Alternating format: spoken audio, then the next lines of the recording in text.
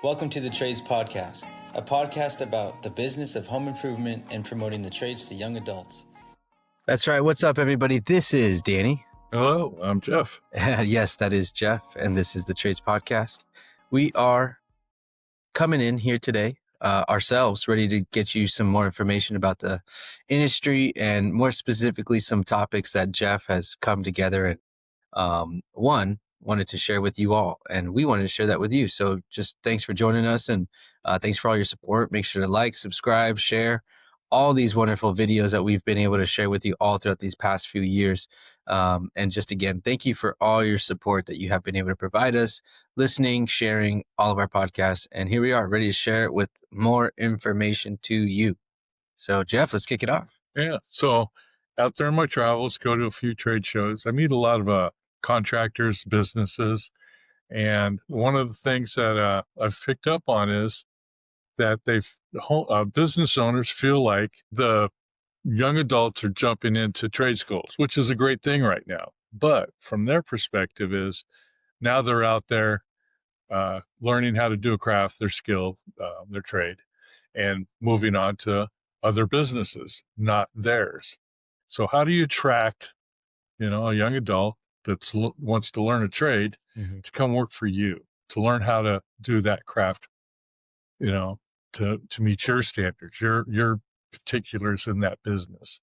So we started asking some questions and what do different business owners do, and we got a nice little list that me and Danny want to talk about today. Yeah, because the topic is, is your business competing with trade schools?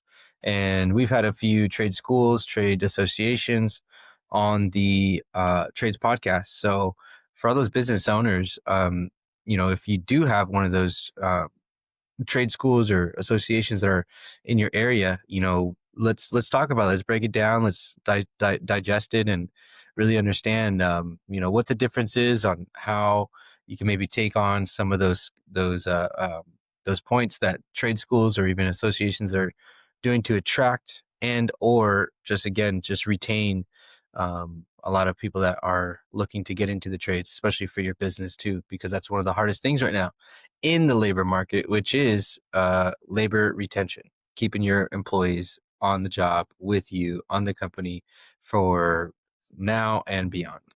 Yeah. Absolutely. Yeah. Well, I think one of the backing up even what's happening in the industry right now. Me and Danny have been doing those podcasts for a little over 4 years now. When we started is like, this country is going to crash because we don't have enough young adults getting into the construction trades. And, for every 5 people retiring, there's only one person getting into it. I've been hearing a lot of different numbers here this last year. It's 4 and 3 is retiring. And so the boat is turning. It's a big boat though. So yeah, it's not happening fast. So this is definitely not a slam or on trade schools at all. We need more of them, a lot more trade schools going on. Yeah. But in your micro environment, as a business owner, you need employees. You don't need a bunch of graduates going into other trades that are competing with you for your employees. So that's what we're going to do, is dive into some of the little nuances of how you can attract young adults, new trainees into your business and what you can offer as opposed to a trade school can offer. All right, cool. Yeah. What's that first topic that you came up with, that you saw? So one of the things that I think is really right off the gate is money. So somebody going into a trade school, there's a lot of different options for them to pay for the trade school. But if you offer them a job right off the get and they're getting a paycheck from day one, you're competing against the trade school in that fashion. So what you need to do is not just highlight the fact that you get given a paycheck, but you're learning. You're learning a career that's going to last you a lifetime. We want to thank our sponsor. Superior Floor and Cabinet Designs is one of the landmark family-owned businesses in Encinitas. Owner Cheryl Robertson, with years of customer experience managing her family's hardware and cabinet business in North Park. Cheryl Robertson and the Superior team dive deep to learn about your project and help you find the perfect solution for your flooring and cabinetry needs. Call today at 760-436-0900 or visit www.superiorfloors.com.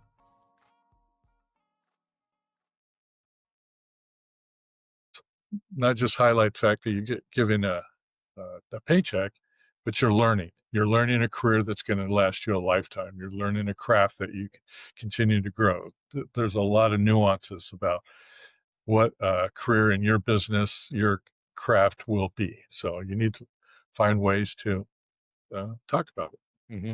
Yeah, that I mean, if I hear on the paid, paid on the job training, especially with the skill that if you're already thinking about going into the trades, that it's going to be a long lasting skill.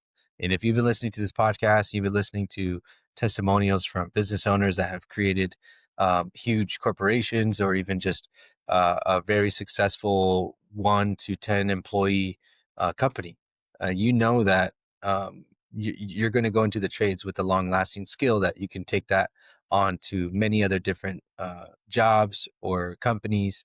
But mainly specifically, we're talking to you business owners right here on how you would retain these employees, because when they know that you're providing that paid on the job training, that is a key thing that will obviously attract, and like we're mentioning, in a sense, competing with your your trade schools that are out there, because it's a whole different ball game when you're having to go to the school and then possibly find who you're going to work with and see if they're going to actually pay you. Absolutely. So one of the things that people like about trade schools is they're done. We're finished. I get a certificate. I have a list of things that I've been trained to do. Now I'm going to go to the employer. Here's my certificate. Here's the credentials behind the training school. This is what I've been taught, the basics on how to do. Can I have a job, Mr. Plumber, Mr. owner of electrical company, whatever the thing is. So as a business owner, document that. What are you doing in your on-the-job training? Create a certificate program. Make it a big deal. Jim's been here for 3 months. He's completed X, Y, and Z, and whatever else it takes that is you've trained him to do.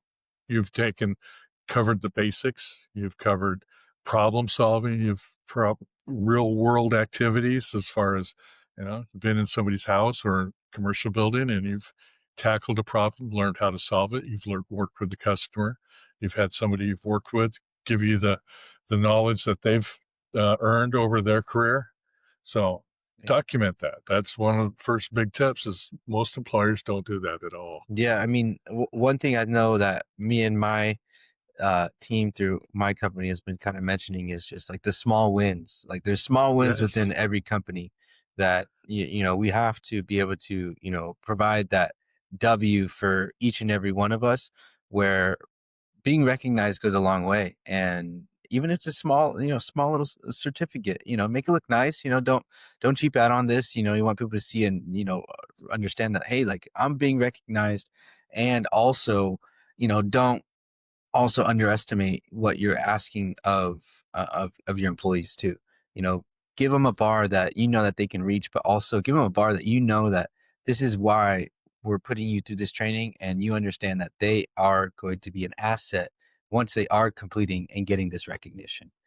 Because that piece one, you're not just giving them an award just because they completed something that was a little bit more basic, but also a reward and recognition that, hey, this is something now within our company I understand and I trust that they can go out and do on their own, and or within a team, and they're going to be the main one that's leading that project on, because they have completed that specific certificate or recognition. Absolutely. Now think about it from the customer's perspective. Oh, this is a good company. Yeah. They reward their employees. They train their employees. They offer certificates that show they've completed X, Y, and Z. You're using all that content for social media promotions also. That's true. So it's a win-win for everybody involved.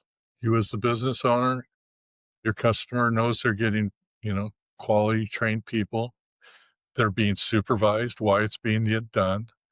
So Yeah. you're making a lifer future employee. So. Yeah. No, I mean, obviously we live in a digital age, so being able to showcase that, and it's not just a internal piece that's being shared. It's a post on Instagram, it's a post on Facebook, on your website, a blog. One, because the clients see that. The clients do their research. We all know that clients do their research before they even click or even call. So they're looking at all aspects of where your business shows their recognition, your credibility, really, to understand that online they're being recognized, their employees, if they see a 5-year, a 10-year, or hey, a certificate because they completed this training program, now they can operate a forklift at their home that is very delicate to them, and that they understand that the person that's going to be operating some equipment is certified within your company to understand on how to use it. Then that right there gives them the full confidence in your company. I would say add on just at least a little bit more confidence. Absolutely. And I think one of the things a lot of young adults are looking at is technology. If they're used to using their phone, they're used to using playing digital games, headsets, virtual reality. We had Interplay on here that does a lot of simulation training. And once you've learned how to tighten the bolt 20 times, it becomes more natural when you do it in real life. So if you have the ability to mix the two into your company, it's not as easy if you're super small, but if you're a company that can afford to get some virtual reality into your training module, you have something else that's attracting young adults into the field that you're offering. Yeah. So yeah, I mean that's like you said, you got the real world piece, and then you got the simulation piece, where we've had plenty of those guests on our show, where the simulation piece, where there's online step training that you can get through, and some of these online trainings do provide you a certificate specifically. So it's a perfect way where you're getting the online presence, where new employees, fresh new people that are getting interested, if they're coming out of high school, obviously you're whatever generation that we're in right now, that they're going to be a little bit more in tune with the technology piece, online learning. But now when they're hired with you, how do you retain them? Okay, this is the piece where it's a win-win for everybody, the employee, the company, and the clients, where they know that it's not just simulation, it's going to be a real world application, that they were trained with our company at someone's real home, and or at a practice project at the shop or something. Then they can absolutely be shared that they're qualified. absolutely, just take the electrical field and you do a little bit of a online simulation with a lockout tagout. It's a very important safety feature of working in the electrical field. If you can't lock the electricity from going to the apparatus that you're working on and tag it, lockout, tagout, so that it's safe to do, that's an application where virtual reality can teach you that in a very safe environment without mistakes being made, or you can see what happens, if a mistake is made, if you forgot to do one of the steps. Yeah. So that's a very clear application there of integrating the two. And you can do that in your own company. So yeah, that's cool. No, that's great. Great insight. And then, where else have we kind of seen this through our guests that we've had, that we've learned also? I mean, obviously you also, Jeff, that you've learned throughout the years. I mean, you have experts within the industry, right? yeah, I mean, I worked at a plating shop in my early 20s, and I had a very experienced electrician there teach me how to get shocked. How did And that that's go? pretty much what happened. Yeah, how did that go? He knocked me on my butt several times, but I learned. Right. But one of the other things too is he was older, senior, very much knew his craft. So as an employer, you're going to have a variety of people in there. But you can also bring in experts from other fields to give a little safety meeting about, you know, this is what we've done in our field. You need to do it X, Y, and Z. Here's the safe process to do it. Here's the analytical process that you need to go through to determine what's wrong with the plumbing fixtures, or the, why did the concrete come up, with speckles in it? Because, well, you didn't have the mixture set right. You left too much water in it. You tried to float too fast. Yeah. So experts can bring in that real world experience to teach your people. And I think a lot of people really appreciate having that, especially if it's done in a fun and safe environment, Yeah. I mean, and this is, again, for everybody, this is nothing new. This is stuff that companies have been doing for years. Trade schools have been doing for years. Bringing in experts, bringing in product experts on how to use equipment, how to use specific products, and how they're installed. What's the process? What's the procedure? Now we're just letting you know this is how you will be able to retain these employees, because you're bringing in experts that are going to train them on how to do the job correctly. So when they do the job correctly at your clients' homes or projects or etc., the job's going to get done right. So they're going to call you back and they're going to refer you out to someone because you did the job right. So these industry experts, your master technicians, your master electricians, they're, if you don't have them within your company, then it's an easy call to outsource. These are playbook items that companies have been taking on for years. We're just looking to shine this light again for you if you haven't done this already, because it's important. And how do we know it's important? We have learned and heard it from many companies now that have said that this is one of the top things that you can do for your employees, especially if you have a much younger demographic of employees. Really. Anybody that's listened to the podcast for a while knows that I'm partial to the decking industry. And one of the things in the decking industry that's always been a little bit next level for us is deck coatings. So waterproof deck coatings, whether it's over just a patio area, you want a dry space underneath, or if it's over a living area and it needs to be a fireproof rating. It's different processes. Well, there's a product manufacturer here in San Diego that they've made it their habit of teaching their product use a lot. So you can go almost anywhere in the United States and find a rep that will be able to give you very detailed information and demonstrations on their product use. So there's companies out there that are contractors that are using that product. Well, how many of are passing out a certificate of completion after that demonstration? It's a piece of paper, but it makes the employee feel good. He takes it home to the wife, the mom, hey, look what I did today. I learned this. I got certified, It's how you feel wanted in the company that you're working for. Makes a big difference. Yeah. It's how you treat them. Everybody can get different types of training, but when somebody walks away from that going, one, I learned a lot, and hey, I'm certified now.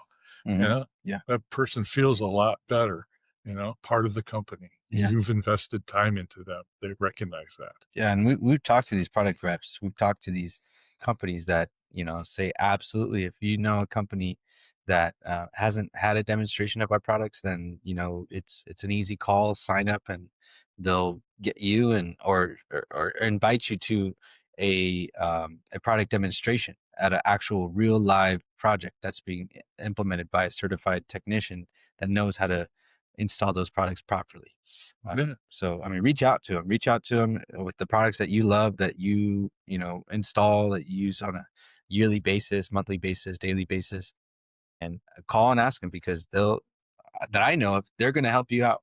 That's all the feedback that I've heard from these products. Yeah. So to give a little plug to Westcote, we've had Mark on the show early on, and I've still stay in contact with Mark once in a while, and he's still out there teaching and promoting and doing demonstrations of that product. You know? Yeah.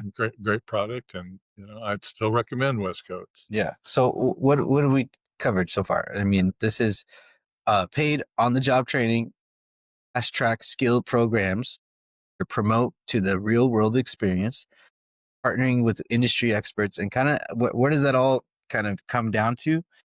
When you stack all those together, it really does show a clear pathway of a career. When you're able to, implement this as people are already being hired, or you're looking to hire more people, this is your playbook. This is your playbook of letting them know this is how our company's set up. This is our clear pathway to your career, because you're going to get paid on the job training. And guess what? We're going to have product or industry experts come in. We're going to have real world experiences for you to learn and be recognized and get certified for these products within the company. So yeah, if you have an employee come in and wants to be, hey, I want to be an electrician, he has options out there for different types of training.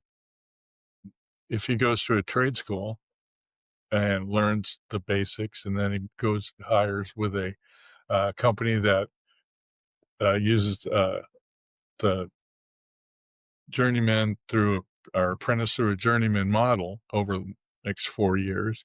It's all documented. It's all laid out for them. They know exactly what they get as far as certification and job titles, but they also know what the pay rate is through those different steps also. Do you have that documented as an employer for whatever business you have? If you can make these different milestones over the next 3 months, well, now you're considered a full-time employee. You get another 6 months, you're level 1. Mm-hmm. Take that out for at least the next 4 years, minimum next 4 years, because that's what most employees are getting if they're looking at a trade school model through getting a journeyman's credential. So Yeah, that's the minimum. My recommendation is, though, wouldn't you like to have an employee that's going to work for you for the next 20 or 30 years? What would that mean to your business if you knew that employee had a clear path to be there for the next 20 or 30 years? Lay it out. mm-hmm. That's some work, seriously, some work. Mm-hmm. But if you can get to that point, what does that do to the credibility of your business in the customer's eyes, but more importantly, in the potential employee saying, okay, this is where I'm going to be in 5 years. 5 years from now, I want to buy a house. I want to be married. I'm going to have this, this, and this. Mm-hmm. 10 years, I'm going to be at this level. That comes from having a steady job with steady job growth, steady paycheck growth. Lay it out for them. Yeah. Spend the time. Got to do baby steps. You're not going to knock it out in a week, but you got to start someplace. Yeah, I think you said it earlier. We were working on other projects, and you said it's better to be done than to be perfect. So if you're just in the thought process of just getting it down, write something down. Just on a blank piece of paper.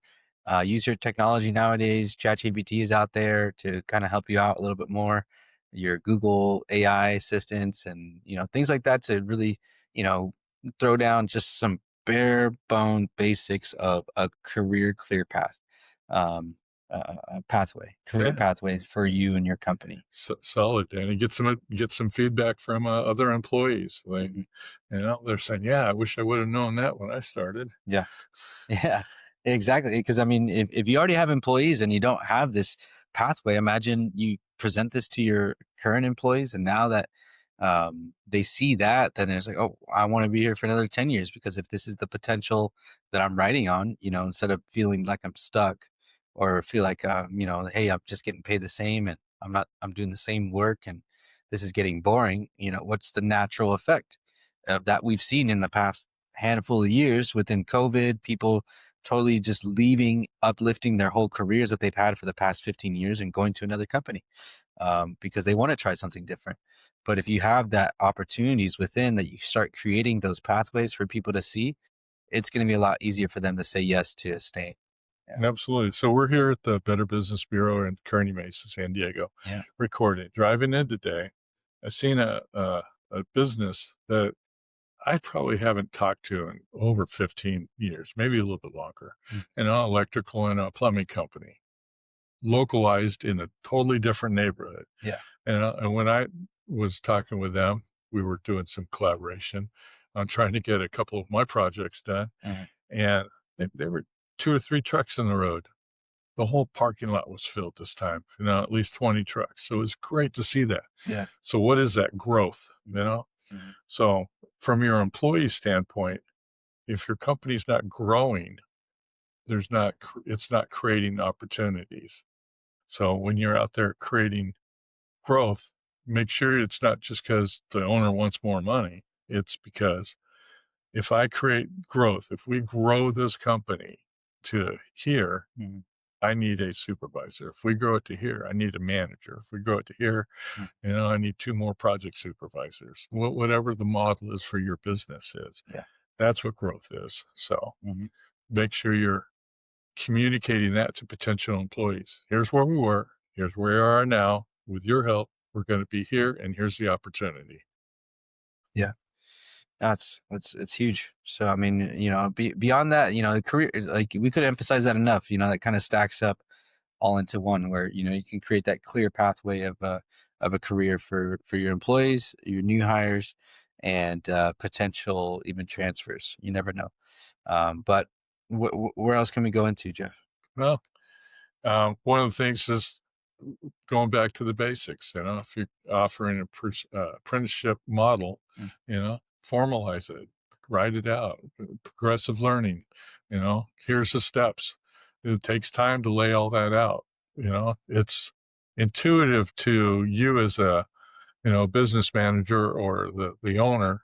You've been doing this for a long time. You just go in like intuitively, what it takes to fix something or do the next build or whatever. But you got to take the time to break that down, to formalize it into a work experience, into a model. The trade schools are doing it. If you want to get that person to come work for you as opposed to go to a trade school, which is what we're talking about, you got to have some documentation and formalization of how that's going to work for the potential employee. Help me dive a little deeper into this, Jeff.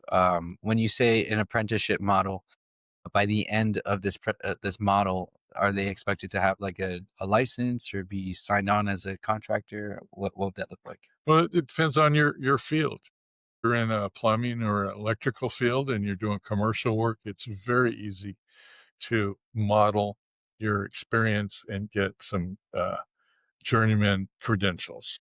Other fields, it's a little more difficult, but you can still do the same model and offer the certification and be able to have the documentation to back up that certification that shows, hey, my apprentice started here 4 years later. Here's all the training he's had. Here's all the list of jobs that he's been able to experience. He is now, in our opinion, in our documentation proves it, a journeyman. Mhm. So getting that approved with your different state or labor board to be able to get the certification is a whole other step, and I'm not going into that right now. Yeah. But from the employee's perspective, that's really what you're counting on. So can you take it to the next level and get that state certification? Great. Yeah. I'd highly recommend it. If you have the ability to do that, pursue it. But how do you do that? Documentation, right? You got to document. Documentation, yes. Okay. Yeah. Yeah. So documenting, I mean, like you said, I mean, it's again, we're not doing anything different. This is just, a playbook of what trade schools are already doing out there. And again, this is for everybody, where it's like, you might be in a rural area where you don't have a trade school nearby. So you're your own company, you're your own entity that's in the space of, you're the main mechanic space in your town or within your block, your community. Then you want to grow that community of electricians, tradespeople, anybody that wants to get in. So this is it. This is how that would work. And then, like Jeff mentioned, within the company, they're certified. They're within your opinion of the company and what you have been trained on, to be certified in that area. And if it needs to go beyond that, then yes, you can go to the state, you go to your local labor board, and they can then, with all the documents and the proof that you have shown about this employee, most likely they'll be getting approved. Yeah. Yeah. So one of the ways I like talking about it is you want your person so well trained that they can go work for anybody and prove it that they are a good employee. And that sounds counterintuitive. Why would you want that? Well, why would you want the idiot that works for you that don't know how to do nothing? Mm. You know, he'll be nice and loyal because you keep paying him. No, it would be a nail in your side every day. You know, but if you have a great culture to match that, you have, you know, a future documentation for, you know, the skills training that they can continue to grow, the job opportunities and advancements that they can continue to get, you know, treat everybody good, you know, give them other reasons to stay at your company. Yeah. Yeah. And then, I mean, other ways of doing that is understanding your industry. I mean, going to trade shows, going to um, expos, going to these hosted product demonstrations from the companies that you, or the products and companies that you work with. Tools, technology, all that's continuously changing, like we've always talked about. Technology piece is just beyond, I mean, that I can even comprehend of how much change is actually happening. Unless you're in the field and you understand it and you dive deep into it. But if you haven't invested into those modern tools, that technology, on one, like you mentioned, documentation is a big thing that we've heard, especially just recently. Greg Schmidt, that talked about his new CRM slash project managing software that allows employees, or requires employees, to take pictures of what they're working on, what they worked on, what the progress is. One, because there's your proper documentation that you would need in order for jobs to get done, and the testimonials from clients, et cetera, et cetera. That's one piece, but I'm sure you probably had something else to add on to that, Joe. Well, the documenting the work, I think, is the simple part. You just need to set up a system to do it. Mm-hmm. But what are they working on? Let's use CPL, pipe and leak detection. It's a company that we've had on the show a couple times, and they've done a great job embracing technology, not just within the office for systems, but out in the field for the technicians on what they're doing. And the technicians are always getting certified on the new equipment. They're going through different trainings to use the new technology that's out there. It's an exciting field for a lot of people in that arena. Yeah. It's challenging. It gets them the satisfaction of I've overcome the ability to use this new technology. I am now certified. I'm an expert. Mm-hmm. You know. Yeah. So, what kind of equipment do you have in your company? Are you requiring the guys to bring their own tools, and they're going to buy the lesser brands, I guess, Yeah. without slamming anybody, you know? Yeah. Or are you helping them out with, you know, top quality cool tools that last, you know? Yeah. Yeah. And I mean, obviously, where does this all translate? Internally, of course, the culture of, it obviously reflects back on you as a business owner. And it's not to downplay anybody out there as a business owner that, uses older technology and stuff, but it's just realize where you're at in this day and age of the new employees and the workforce. That's, kind of what they're expecting, is going to be, some newer technology that's not going to be breaking down or seem like it's always having some sort of update or new piece that needs to be added on in order for it to work. It's all there. There's so much new technologies out there. It's just taking the time to find out what's best for you, what works for you, and for your environment, for your employees, for your company, because it reflects internally, but then it also reflects outside when you're with the clients and you're letting them know that we have up to date, we have new technology, we use new equipment, new tools, all the state of the art items to make sure that the job gets done correctly, efficiently, and credibly. Because who likes a callback? Just a little side story. I've been going through some storage, and I found my old skill saw I was using when I was in my 20s. That thing must weigh 6 pounds. The one that I've been using for the last couple of years is like 2.5 maybe. Yeah. And stronger, way more horsepower.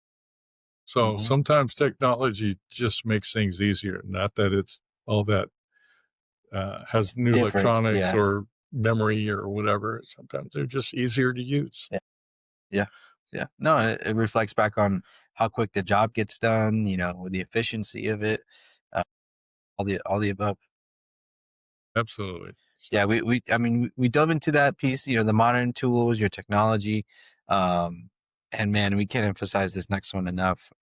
We've talked about it numerous of times, which is, it's really more the intrapersonal side of how you would want to retain your employees, and one, again, compete slash, make sure that you're have sort of retention program within your company, which is your culture and your mentorship. How are you curating your relationships within? Absolutely. You can do everything right and have a bad culture, doesn't amount to nothing. But if you got a good culture, it'll overcome a lot of other things that you're deficient in with a good culture. So I'd always say be very have a good perspective on your company culture as an employer. Dig deep into that. Always be promoting the good parts of the culture. Always be asking for input to make it better from other employees. Can overcome a lot of other things. So always be building on your culture. Yeah, you probably know more of this, Jeff. What was the key piece to, building like the culture? I think we talked about enough, but maybe that mentorship side. What's the solution to mentorship? Well, if you have a good culture, you're going to have a lot of retained employees in there. So when you have somebody that's been in the business for 20, 30 years, they've got a lot of experience and knowledge in it. That brings, without putting a label on that person, they've become a natural mentor for other people in the company. Somebody that people look up to, somebody that they go to for getting questions answered. How do I do this? Why do we do this? Right. Yeah. So culture keeps the best employees in your company, and it helps create the younger force being the best employees. That to me would kind of reflect back on kind of like that clear pathway to the careers within, because you have that veteran employee that people feel comfortable moving forward to. And if you're already reflecting that within your company, where, hey, you can be a mentor within the company. And what does that mean? What does that clear career path look like? Well, new hires are going to be working with you one-on-one. And when they are working with you one-on-one, then there's the potential for getting paid more. There's a pay increase because you're helping retain and provide the knowledge that they have been able to create over the years within that company, within your company, and then now train the new hires and be that one-on-one person that they know that they can go to speak to with any questions they may have. Absolutely. So a couple of years ago, we were at the PHCC Plumbing Expo in San Diego here, and they had a little contest that involved sweating pipes. So really simple thing for somebody that's done it a few times. But if you just look at that one particular craft within the plumbing field, you can teach somebody how to sweat and solder a pipe proficiently for a very simple application. But as the diameter of that pipe increases, as that pipe increases in pressure that it's holding, those application skills get harder and harder to accomplish. So if you just look at a particular skill and break it down into, here's the 10 steps to be proficient in being able to solder a pipe at this level. It takes a little time to lay out, but if you've done that, you've laid out a clear path to journeyman level type sweating within your company for a particular thing. Apply that same thing at everything your company does, whether it's cutting 2x4s for framing or, you can frame a whole house, Yeah. you know? Yep. Yeah. Exactly. Yeah. Those are key things, because when you have the chance to, again, just emphasize the mentorship, emphasize the culture, uh, it wraps everything all in together. It really does. It just brings everything in one place where people understand, they feel it, and I think that's truly where they can really understand it. Also, you can give them numbers, you can give them the pathways, you can give them the breakdown, but how are they actually going to feel when they're in the moments throughout all the years that you plan on wanting them for the next 20 years? That if they understand that clear culture and what that looks like, that they're gonna feel a little bit more confident. Yeah, absolutely. And one of the final points that this might be one of the harder things to do, but it might be one of the more effective things long term is how do you recruit? You've got everything we've talked about laid out. You've got your skills ladder laid out. You've got your certificate program laid out. You've got your pay increases. You feel like you've got a great culture in your company. You've got people coming in to help train and, you know, expand the skill level. But how do you get a hold of the young adult, let's say, to come into your school?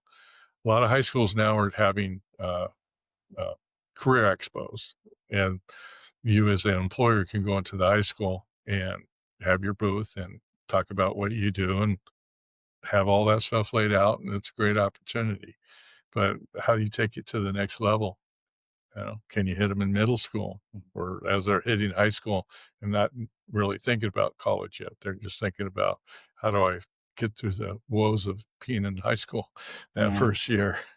Um, the younger you can hit them, the more potential you have for that person going into the trades. It might not benefit you directly as an employer, um, but it will help the industry as a whole, and you will benefit as the industry as a whole as more people go into it. So yeah. Don't downplay the new generations, Jeff. A lot of them are thinking about their lives a lot sooner than you think. I can't argue with that. I mean, I'm just Yeah. I didn't think about a job when I started high school. No, or even a full-on career, or just understanding what you're going to do or what to be and all that. But when I think once this new generation, newer generations of the workforce and labor force, they realize that there's like we've talked about options way beyond college and universities. There's definitely those opportunities that they understand that can be created and also nurtured through skills. And these are some of the top skills that you can ever learn, which is the trades. And that's where, how do you translate that into these recruitments that Jeff is mentioning, like job fairs and community centers, and who knows, if you have a trade school that's nearby, like ours nearby, which is PHCC, and you're part of their association, then you can go set up a booth. You can set up a booth, and they have the wherewithal of being able to, one, promote and bring in people that are possibly looking to join a company, work with a company, and learn from a company that they see building a career off of. But yeah, start early. That absolutely start early. I mean, heck, if these college football universities are doing it, I think we can do it as a trades community of going out there and talking to families, talking to schools, and letting them know the importance of the skills trades.